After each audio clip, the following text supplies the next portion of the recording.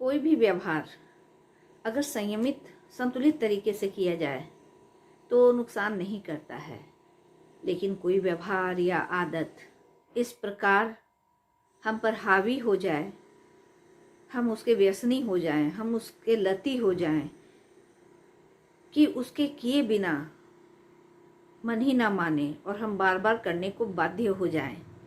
कोई ऐसा व्यवहार जब हम बाध्यकारी होकर करते हैं, कंट्रोल चाहते हुए भी उस पर कंट्रोल नहीं कर पाते हैं और ये हमारे दैनिक दिनचर्या को डिस्टर्ब करता है, ये हमारे फैमिली, हमारे रिलेशंस, हमारे एजुकेशन, हमारे ऑक्यूपेशन सबको बैडली डिस्टर्ब करता है।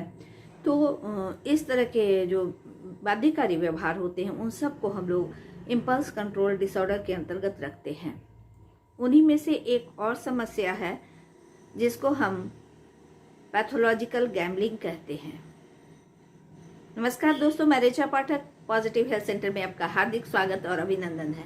अगर आप बाध्यकारी या लती जुआरी के विषय में सब कुछ जानना चाहते हैं तो आप हमारे इस वीडियो को अंत तक जरूर देखिए, क्योंकि हमारे आज की चर्चा का विषय पैथोलॉजिकल गैम्बलिंग ही है।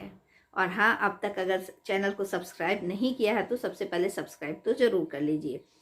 क्या होता है जुआरी जो लती होता है, यानी ऐसा जुआरी जिसको रोग की श्रेणी में रखा जाए, वो इस जुआ को करने के लिए इस तरह बाध्य हो जाता है जिससे उसका दैनिक दिनचर्या बैडली डिस्टर्ब हो जाता है।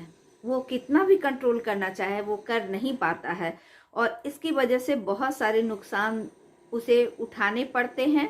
वो जानते हुए भी कि वो उसके लिए बहुत हानिकारक है, वो बार बार करने को बाध्य है, लाचार है। जब तक नहीं करता उसे बेचैनी होती है, करने के बाद कॉम्प्लेक्स होता है, डिप्रेस्ड होता है, गिल्ट फील होती है। ये बहुत सारी चीज़ें हैं। वैसे तो गैम्बलिंग या जुआखोरी अपने आप में एक बुरी आदत को ही हमारे समाज में माना जाता है, इसको एक बुरी आदत है। लेकिन जब ये आदत बाध्यकारी हो जाए, जब ये आदत आपके मेंटल एंड फिजिकल हेल्थ को प्रभावित करने लगे तो आप पैथोलॉजिकल गैम्बलर कहलाने लगते हैं। आमतौर पे इसको अगर हम डायग्नोज करते हैं तो लगातार 12 महीने तक कुछ, मैं अभी एक एक करके आपको सुनाऊंगी, सिम्टम्स होते हैं।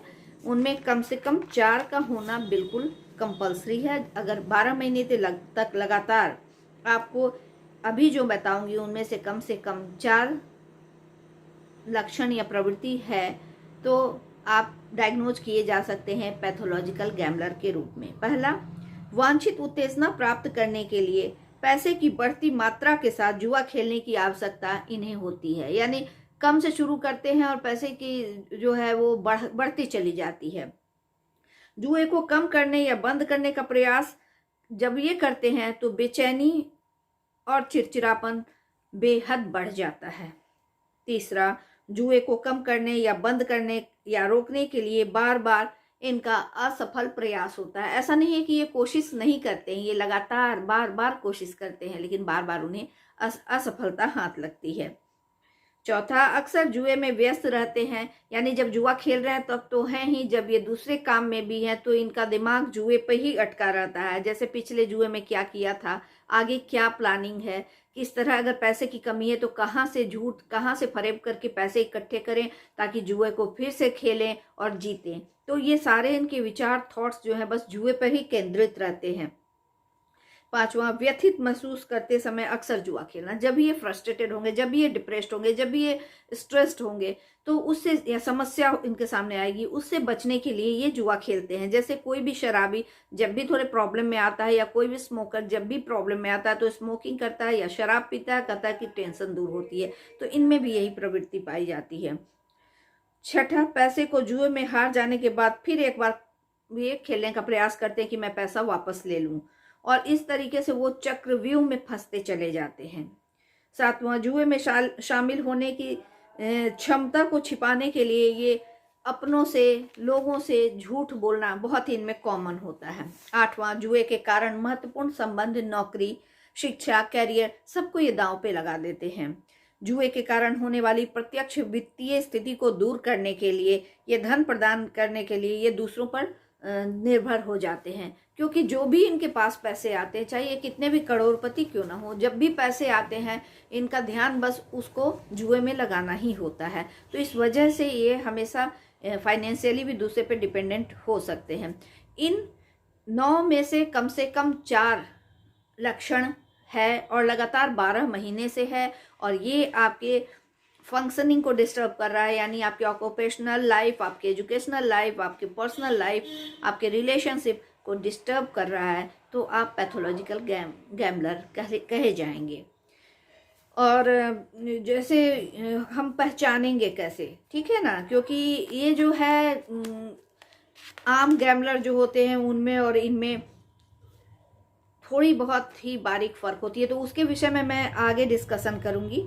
अभी मैं ये बताना चाह रही हूँ कि ये जो होते हैं गैम्बलर, जब ये अपनी लत पे इस तरह डिपेंडेंट हो जाते हैं कि उनका कंट्रोल खत्म, इनका उस इम्पल्स पर, खेलने के इम्पल्स पे कंट्रोल खत्म हो जाता है, तो इनको किस तरह हम पहचानते? स्पष्ट 2 या 3 चीज़ें हैं जिसके आधार पे कहा जा सकता है कि ये जो है अब उस चक्रव्यूह में फंस चुके हैं। जैसे रोमांच का कोई खास स्तर बनाए रखने या अपने हारे हुए धन को वापस जीतने की कोशिश करने के लिए इन्हें बड़े बड़े जोखिम लेने में जरा भी प्रॉब्लम नहीं होता, ये तुरंत जोखिम लेने लगते हैं।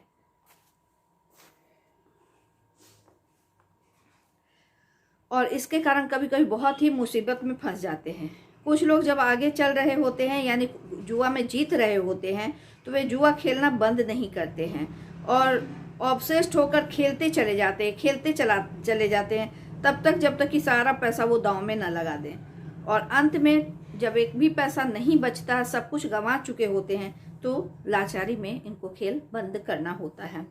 तीसरा, ऐसे जो रोगी होते हैं वो दोबारा जुआ नहीं खेलेंगे कि बार बार कसम खाते हैं और अपने आप को प्रॉमिस करते हैं, लेकिन लाख नियंत्रण रखने के बावजूद इस इम्पल्स पे उनका कंट्रोल नहीं रह पाता है और वो फिर से खेलने लगते हैं। ये 3 चीज़ें बेसिक हैं जो हर पैथोलॉजिकल पैथोलॉजिकल गैम्बलर जो होते हैं उनमें ये सिम्टम्स बहुत ही कॉमन है। ये 3 प्रवृत्ति उनमें बहुत कॉमन होती है। जब इनकी जुआ खेलने की लत जैसे जैसे बढ़ती जाती है, वैसे वैसे इनमें शर्म, दोष भाव या गिल्ट फीलिंग और डिप्रेशन का स्तर भी बढ़ता चला जाता है, क्योंकि इन्हें पता है कि जो कर रहा हूँ गलत है या कर रही हूँ गलत है, मुझे नहीं करना चाहिए। कभी कभी जैसे आपको सिर्फ जाके जुआ घर में जो जुआ खेलते हैं वैसे ही लोग नहीं होते हैं। कुछ लोगों को आप देखते होंगे सप्ताह में खास दिन जाकर वो लॉटरी खरीदते हैं और बार बार खरीदते हैं, लगातार खरीदते हैं। ये भी इसी प्रकार की बीमारी का ही एक प्रकार है। तो तरह तरह की इसमें प्रवृत्ति हो सकती है जुआ में खेलने की। और ये जो है इनमें जो कॉमन पहचान या सिम्टम है वो क्या है अगर कहा जाए तो, जैसे पहला, इरादे से अधिक क्षमता या समय, जो इरादा की ठीक है कोई बात नहीं, वो अपने को कंट्रोल करने के लिए कि मैं बस आधा घंटा खेलूंगा। आप देखते होंगे कि इंटरनेट पे गेम और वो लगाते हैं, उन लोगों में भी ये प्रवृत्ति पाई जाती है। तो जो सोचते हैं कि बस मुझे इतना ही करना है, लेकिन फिर उसमें उनका कंट्रोल नहीं होता है। वो जितना अपना इरादा रखे रहते हैं, इतने लिमिट तक मुझे खेलना है, इतने घंटे तक खेलना है, उस पर उनका कोई कंट्रोल नहीं होता है जैसे ही वो खेलने बैठ जाते हैं।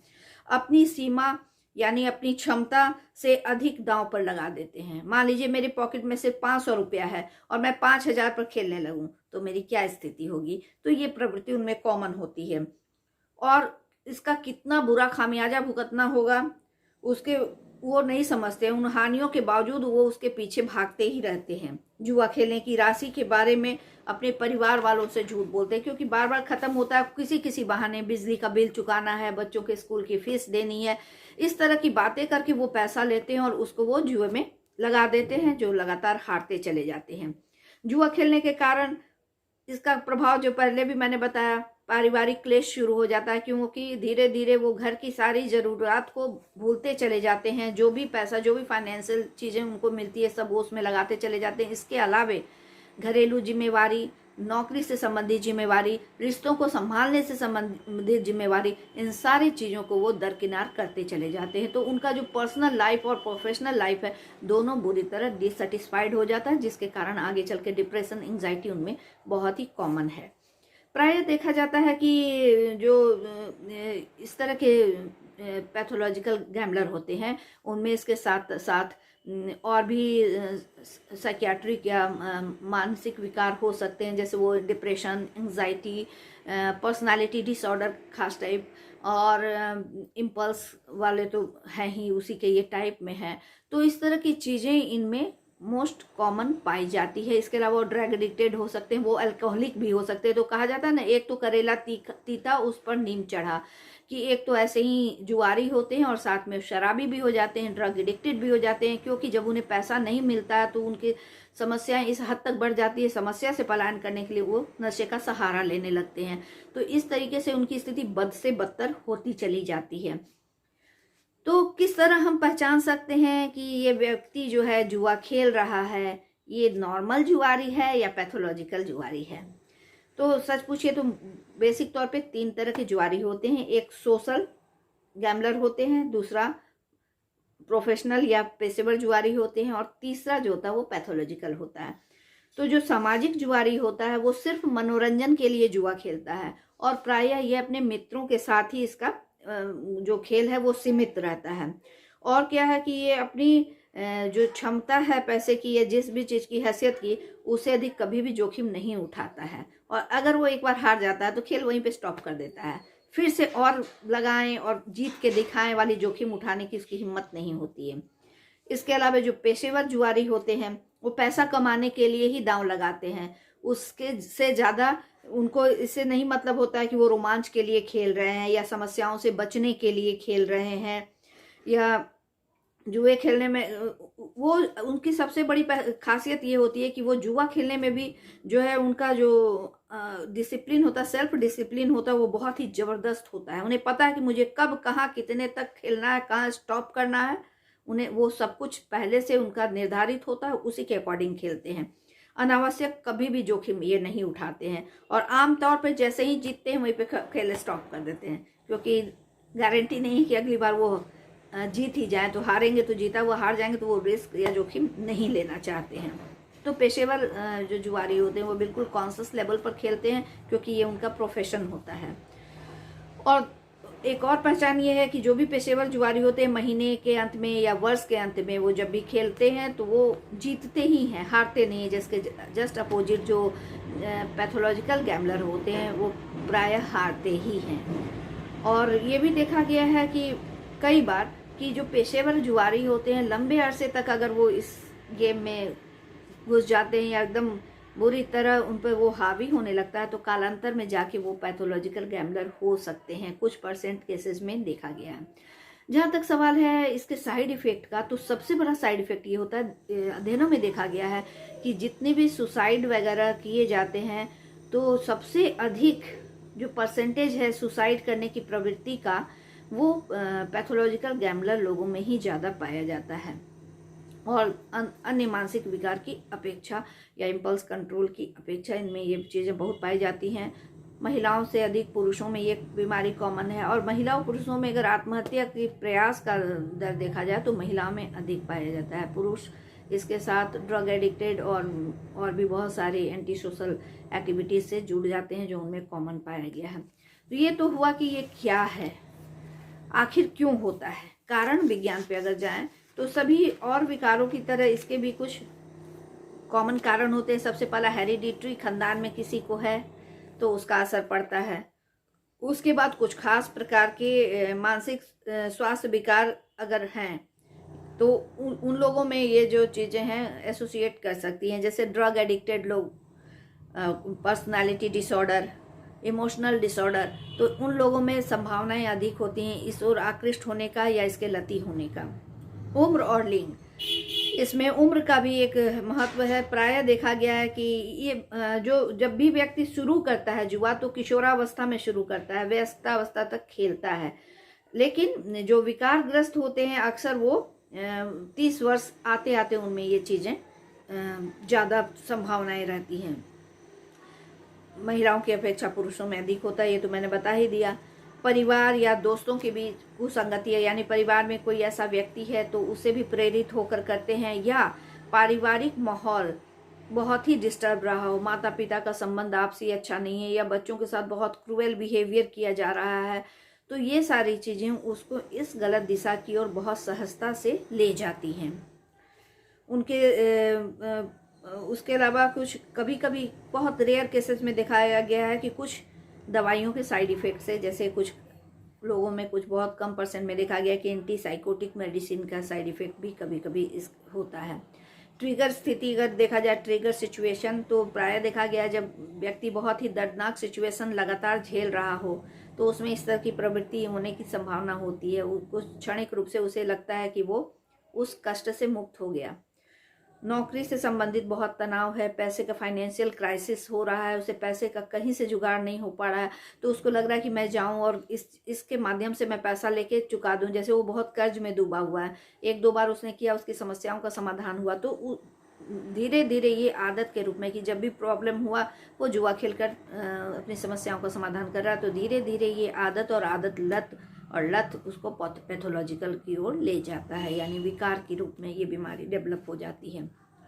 कभी कभी बहुत ज़्यादा अकेलापन इंसान में, भावनात्मक बहुत जो कहा भावनात्मक रूप से भूखा व्यक्ति, उसको कभी किसी से अपनापन नहीं मिला, कभी किसी से प्यार नहीं मिला, वो बिल्कुल अकेला है, तो वो इतना ज़्यादा उसका सोच नकारात्मक हो जाता है कि वो खुद से अपने लिए बुरा कर रहा है, उसका एहसास नहीं होता। क्षणिक आनंद के चक्कर में वो अपनी ज़िंदगी को बर्बाद कर रहा होता है। ऐसा नहीं कि उसे आभास नहीं, उसे आभास है भी, लेकिन कहीं ना कहीं अपने आप से भागना या अपनी समस्याओं से भागना उसको उस दिशा में अग्रसारित करती है या प्रेरित करती है, और बार बार वो इस दिशा में आगे की ओर बढ़ता चला जाता है। अगर इसका उपचार नहीं किया जाता है तो कभी कभी इसके बहुत ही गंभीर परिणाम भुगतने पड़ सकते हैं। जैसे रिलेशनशिप बहुत बुरा हो जाता है, चाहे माँ बाप का हो, बच्चे का हो, भाई बहन का हो, पति पत्नी का हो, रिलेशन बहुत बीटर से बीटर होता चला जाता है।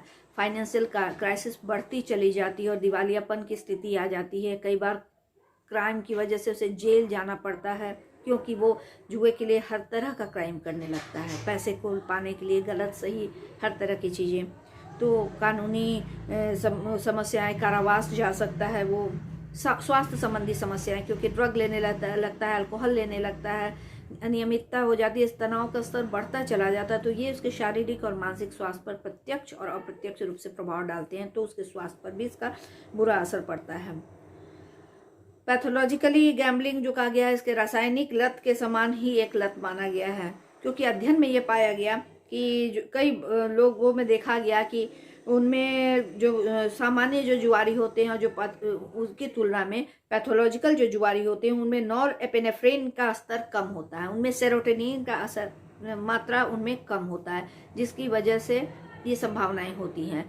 और एंटी डिप्रेसेंट अगर दिया जाता है, सेरोटोनिन वगैरह का जो स्तर कम है, नॉरएपिनेफ्रिन, तो वो नॉर्मल हो जाता है, एवरेज हो जाता है, तो देखा जाता है कि उसका अच्छा प्रभाव पड़ता है। यानी कि अगर इसमें हम अगर एंटी डिप्रेसेंट देते हैं तो ये भी फ़ायदा करता है। कई बार बहुत जो ऑब्सेस्ड हो जाते हैं बहुत ज़बरदस्त तरीके के, तो उनको हायर डोज में एंटी डिप्रेसेंट फ़ायदा करता है।